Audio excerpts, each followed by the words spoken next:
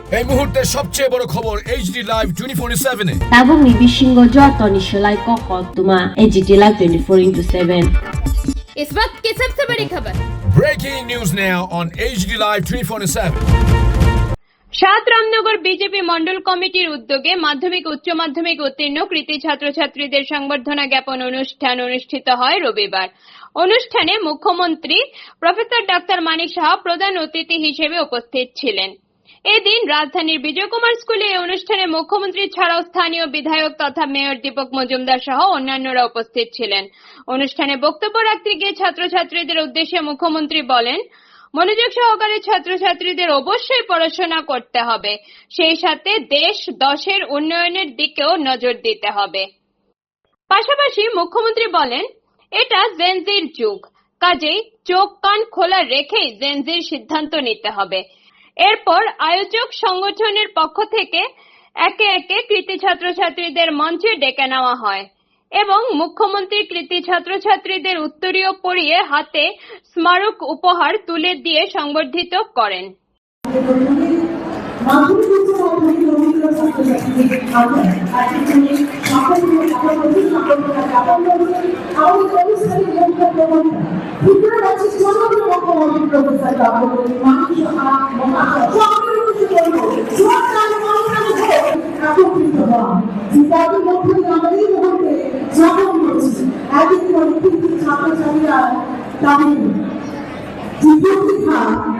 মাধ্যমিক পরীক্ষায় যারা লিখেছেন আগামী দিনে মাধ্যমিক পরীক্ষার পরে হচ্ছে মাধ্যমিক পরীক্ষা এবং এই উচ্চ মাধ্যমিক পরীক্ষা মানে যে স্বপ্ন রয়েছে 2047 সালের মধ্যে দেশকে বিকশিত ভারতে পরিণত করতে, সেই বিকশিত ভারতের মূল কাণ্ডারি হবে এই তরুণ প্রজন্মের ছাত্রছাত্রীরা এবং রাজ্যের মাননীয় মুখ্যমন্ত্রী আলোচনা বেশি রাখবো না, দু একটি কথাই করবো, কারণ প্রচন্ড গরম।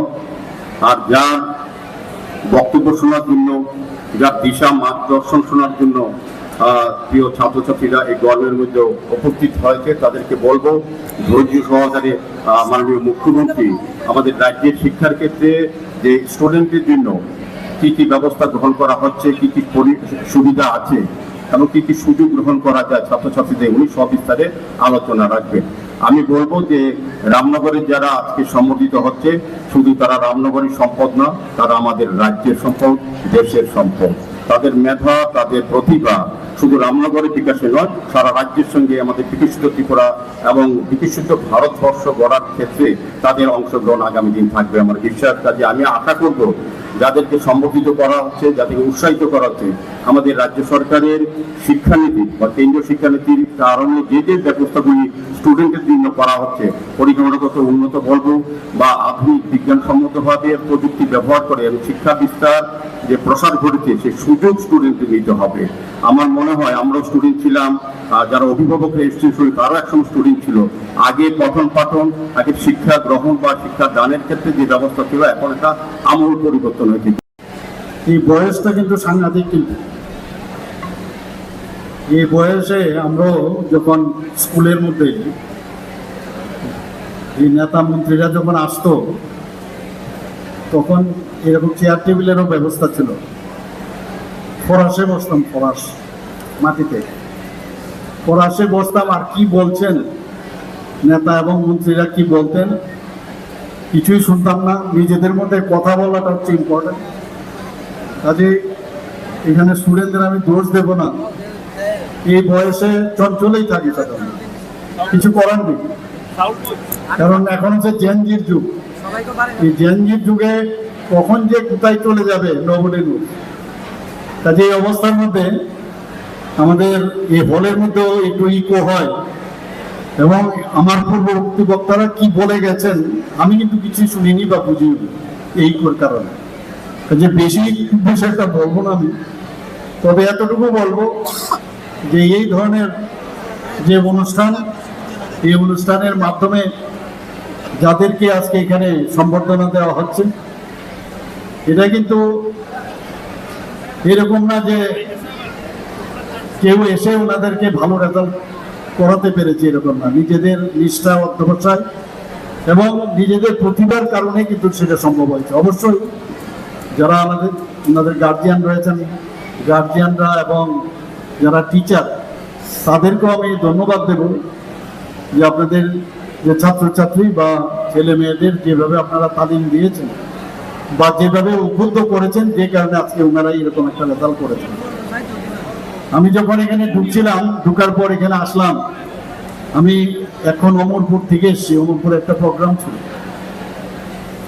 সেখান থেকে সোজা এখানে চলে এসেছি আমি। এবং এই প্রোগ্রামের, আজকের এই প্রোগ্রামের জন্য 1 মাস আগের থেকে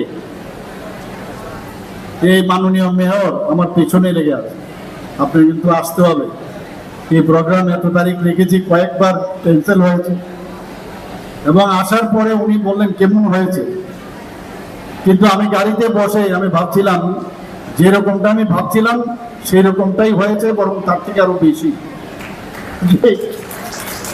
মেয়র সাহেব যেভাবে সব আয়োজন করেন আমার জানা আছে, এবং উনার ক্যাপাসিটি বা ক্যাপাবিলিটি যাই বলুন সেটা আমার জানা আছে। একটা টিম স্পিরিট উনার আছে, টিমের কয়েকজনকে নিয়ে উনি যেভাবে কাজটা করেন সেটা সত্যি প্রশংসার দাবি রাখে। আজকে এখানে যাদেরকে সম্বর্ধনা দেওয়া হচ্ছে, আমি একটা কথাই বলবো যে আগামী দিন তো কেউ ডাক্তার হবে, কেউ ইঞ্জিনিয়ার হবে, কেউ সায়েন্টিস্ট হবে, কেউ কিছু দেশের জন্য কিছু করবে, অনেক যে যার জায়গায় যাবে, কিন্তু নিজের যে মেইন যে রুট সেটা কোনো অবস্থায় যেন আমরা না দেবো। আমরা কি ভাবি, আমাদের ছেলে মেয়েরা বিদেশে যখন যায়, আজকাল গার্জিয়ানরা খুব খুশি এবং খুব গর্বের সাথে বলেন যে আমার ছেলে আমার মেয়ে বিদেশে আছে। বিদেশে আছেন, আমার কি যায় আসে? আমি তো জানি না আপনার ছেলে বা মেয়ে কি করছেন না করছেন। তো ত্রিপুরার কথা সবসময় মনে রাখতে হবে, ত্রিপুরার উন্নয়ন, দেশের উন্নয়ন, সেটা খুব ইম্পর্টেন্ট। আগে নিজে যদি শক্তিশালী আমরা না হই, পড়াশোনা করলাম, মা বাবার একটা আশা আকাঙ্ক্ষা রয়েছে, কিন্তু নিজের ভিতর থেকেও কিন্তু সেটা থাকতে হবে যে আমি আমার যে জায়গা থেকে আমি মানুষ হয়েছি আজকে সেই জায়গার জন্য কিছু করা। আমরা যখন অনেক সময় অনেক চ্যালেঞ্জের মধ্যে যখন পড়ি, যারা ভালো রেজাল্ট বা ভালো স্কুল থেকে পাস করেছে তাদেরকে কিন্তু সমাজে আমাদের যখনই কোনো সামাজিক বা যে কোনো বিষয়ে আমাদের চ্যালেঞ্জের মোকাবেলা করতে হয়, তখন ওদেরকে কিন্তু খুঁজে পাই না। কারণ উনাদের দেখা যায় তাদের নিজেদের কেরিয়ার নিয়ে ব্যস্ত থাকে, কেরিয়ার নিয়ে থাকবেই ব্যস্ত, কিন্তু এই রাজ্যের জন্য, দেশের জন্য কিছু সামাজিক কর্তব্য কিন্তু করা উচিত। আমরা দেখেছি কিছু সামাজিক প্রতিষ্ঠান, সেসব প্রতিষ্ঠানগুলো কিন্তু এখনো দেখছি মানে 55 থেকে 60 বছরের যারা আছেন তারাই এখন ওই সামাজিক সংস্থা। Bureau report, AGT live 24/7।